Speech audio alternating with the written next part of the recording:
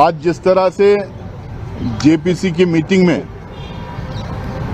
लोकतंत्र के धज्जियां उड़ाए गए, संविधान को बरकरार रखा गया किया गया और जिस तरह से जेपीसी के चेयरमैन आज की जो मीटिंग, आज की जो प्रोसीडिंग चला रहे थे, इससे एकदम साफ था कि सरकार को संविधान से कुछ लेना देना नहीं है, जेपीसी से कुछ लेना देना नहीं है, जिसको हम मिनी पार्लियामेंट कहते हैं, पार्लियामेंट्री प्रोसीजर से कुछ लेना देना नहीं है, अपनी मनमानी चलाना है। इसीलिए हम बार बार कह रहे थे 2024 के चुनाव के आसपास कि ये सरकार को अगर 400 से ज्यादा सीटें मिले तो ये संविधान बदलने का काम करेगी।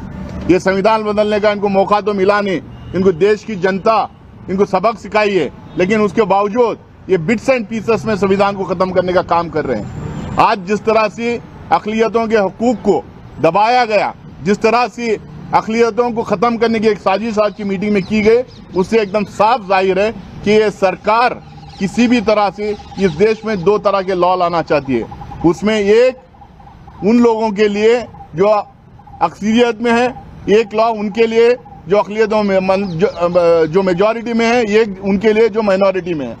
इससे एकदम साफ जाहिर हो रहा था जिस तरह से प्रोसीजर्स को बाईपास कर रहे थे। हम बार बार कह रहे थे कि 7-8 जो स्टेप्स हैं प्रोसीजर्स के, जो फाइनलाइजेशन ऑफ द रिपोर्ट में, उसको सारे प्रोसीजर्स को फॉलो करना चाहिए। हम बार बार ये कह रहे थे कि इसमें डिटेल डिस्कशन होना चाहिए, लेकिन जिस तरह से राजा साहब ने बताया कि उनके लिए complete disregard to the parliamentary procedure, आज उन्होंने आज का सेशन चलाया, आज की मीटिंग उन्होंने चलाई है। जैसा राजा साहब ने कहा, 95% जो स्टेक होल्डर्स आए थे, जो विटनेसेस बन के आए थे, वो इस बिल के खिलाफ उन्होंने अपनी बात रखी, ये बिल का विरोध करके उन्होंने गया है। 5% वो लोग थे जो सरकार से स्टेज मैनेज थे, जिनकी मानसिकता एकदम साफ नजर आ रही थी वो क्यों वहां पे आए थे। ना वो स्टेक होल्डर थे, ना उनको वक्त से कुछ लेना देना था। हम कह रहे थे कि ये 95% या 100% जो स्टेक होल्डर्स आए थे, उनके मिनट टू मिनट उनका जो मिनट्स है वो हमारे सामने रखा जाए, सारे मेंबर्स को दिया जाए, वो नहीं दिया गया।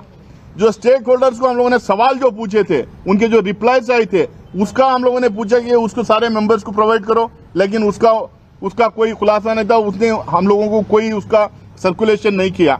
हम लोगों ने कहा कि जो मिनिस्ट्री ऑफ माइनॉरिटी अफेयर्स, जो जेपीसी के इतने सारे प्रोसीडिंग्स में जो बैठी हुई थी, उनकी रिपोर्ट की कॉपी हम लोग को दें, ताकि उनसे हम लोग को पता चलेगा कि इसमें ये 34-35 मीटिंग जो चले उसमें उसका निष्कर्ष क्या है करके, वो दिए नहीं।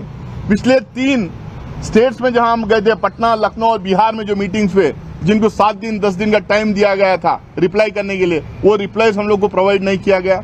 अचानक रात के 11:30 बजे ये कुछ अमेंडमेंट जो प्रपोज किए गए थे, वो अमेंडमेंट को कंसोलिडेट करके हम लोग को भेजते हैं और कहते हैं ये कल क्लॉज टू क्लॉज डिस्कशन है। भाई, जब स्टेक होल्डर्स की डिपोजिशन हो गया, जब विटनेसेस आके चले गए, जब मिनिस्ट्रीज आके डिपोज किए, उसके बाद में जेपीसी के मेंबर्स को आपस में क्लॉज टू क्लॉज डिस्कशन करना चाहिए।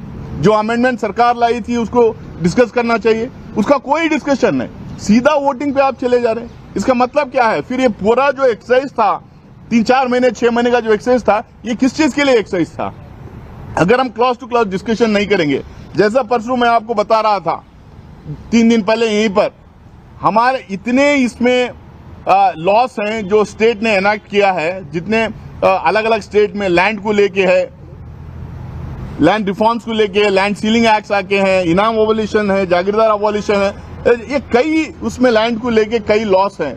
और ये लॉस जो है टाइम टू टाइम जो सुप्रीम कोर्ट और हाई कोर्ट के जो जजमेंट्स आए हैं, वक्फ को लेके, एंडोमेंट को लेके, लैंड को लेके जो जजमेंट्स आए, वो they are conflicting with each other. हम कह रहे हैं कि इसको हम लोग को स्टडी करना चाहिए, हम कह रहे हैं पैरिटी होना चाहिए, हम कह रहे हैं एंडोमेंट एक्ट में क्या प्रोविजंस है, वक्फ एक्ट में क्या प्रोविजंस है, उसको कंपेयर करके देखिए। हिंदुस्तान में हर मजहब के जो रिलीजियस सेंटर्स हैं, उसको गवर्न करने के लिए, उसको एडमिनिस्टर करने के लिए एक तरह के लॉस अगर हो सकते हैं तो बनाना चाहिए हम लोग को, उसमें हमें कोई प्रॉब्लम नहीं है।